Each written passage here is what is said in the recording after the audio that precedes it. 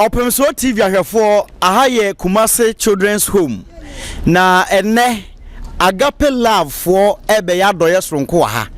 enti ye ne wo matwetwe nkomo na ahwe ne mo mode aba eburu adwene ene ntiase so baabi a ye ginan wo mahyehyɛ dɔkɔdɔkɔ afa di obi ko agya na so odi siesie ne ho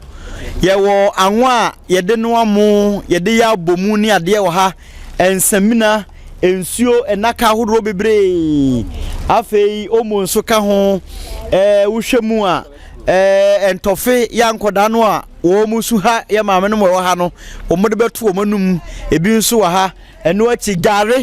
gare die Ghana automatic food eno nso wo mo de bi aba ha enema no dɔɔso afei sɛ wo hwɛ moto a wo wa ha ya ni nyina no entade wom entoma wom ya maame mo hyehyɛ ne fefefefefefe ene ye papa no mo de be ya doye ama ye nuanom a ewo Kumasi Children's Home ha ye ne mpanimfo ebetwetwe nkomo midin de kwame ewu animfo Opemsuo TV Kumasi Children's Home obapa Opemsuo TV suni wada romada ho adi kire yen na ma yehu Agape Love muku no de ntie ne mo be ya doye Kumasi Children's Home ha mpacho widin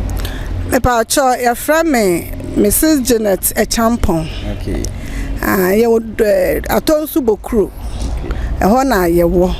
na nyame de to yakoma so se yenti ku a ye frɛ no Agape Love na ye kuo no ye do bia ye kuo nso a ya register o Ghana ba mu a ye wo ye certificate a ye de ye adwuma na de ye wo kuo no se ye bompa ye e wo platform ne so ena ye sansu sua brabo mu nsam esua brabo mu nsam bi te sa ware mu nsam ye kyerɛkyerɛ ye ho enioma bi a efa kwan a befa so atena se wa brabo mu a ebeboa ye bia ye sua e wo platform ne so ena ye bompa ye pa nso e wo so ena se enua bi nso ho ka ye keka ye ho bom na yakɔboa no na ansa na nyame de kuo no nso to yakoma so no o ma ye hu se nyame so mpa ne se obi kɔhwe nyanka ane nwisia nti Agape Love ma ye de we nso ka ye hyehyɛ ye ho sa afi bia no ye bɛbɔ modern se ye bɛyɛ sa neema no nti wo hwe afra sa ne da ye kuo na di nti no ato yakoma so nso se ne yankni apese ababro nya no nanso ne apese ye twentwa so enti na hye akan akoma se yemra ne ani Kumasi Children's Home fo nkwara yemra medi afi a ya hye ase enti hu ya ha de nyame de to yakoma so se yenye no eno ho adwuma na ye ya hu me ne menuanom ya ye dɔɔso ye wo ye patrons na ye wo ye executive members ye patrons nyame nhira wo mu pa no kwasem ma boa yen enye o manke entumi ama members ni nyina obi adodo ne akoma pa na edi dwuma ahye nyankopɔn de anu nyam te hu de ye hu ya ye ne wo mu nyina na aka bom na nipa da agenti na o se ne edi animu ede enioma ne ba enioma modi abai eburu adwene ntiase so nipa wo ha nyina ka se enti ekuo ba ko ana motumi ahyehyɛ niema bebre ye bi kura woka mu a wo mo twe bai eburu amanfo adwene wo mo ntiase so enipa ehwe Opemsuo TV CCA obi anya no hotam ne niema nkɔ ne dem enso wo se pe bi ka ho afutuo bɛn na adebema saa omanfo na omanya omo ho na nso se be omonya adoye no kwasam se enoma bi a ha adwen bebre titru ya mai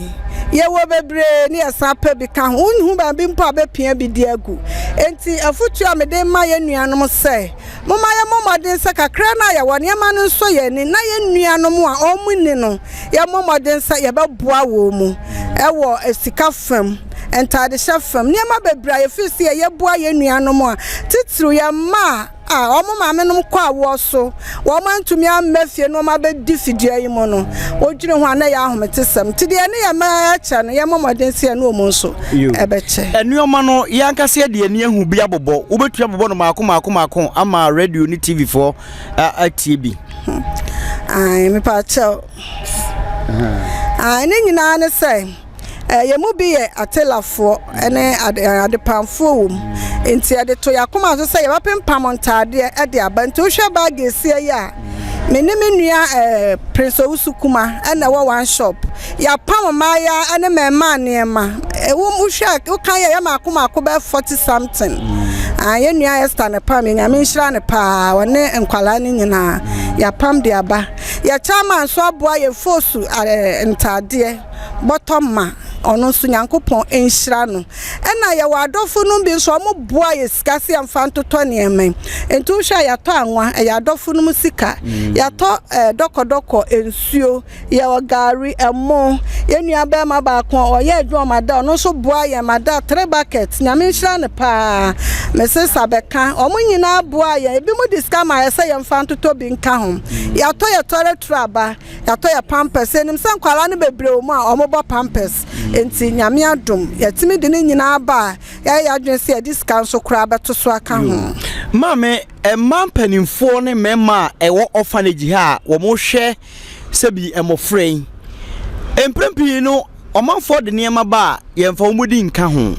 but mo niema mo de ba ye mo de mampanimfo de aka ho se wo mo hwe nkoda no nso wo mo nso fansi esi wo mo ho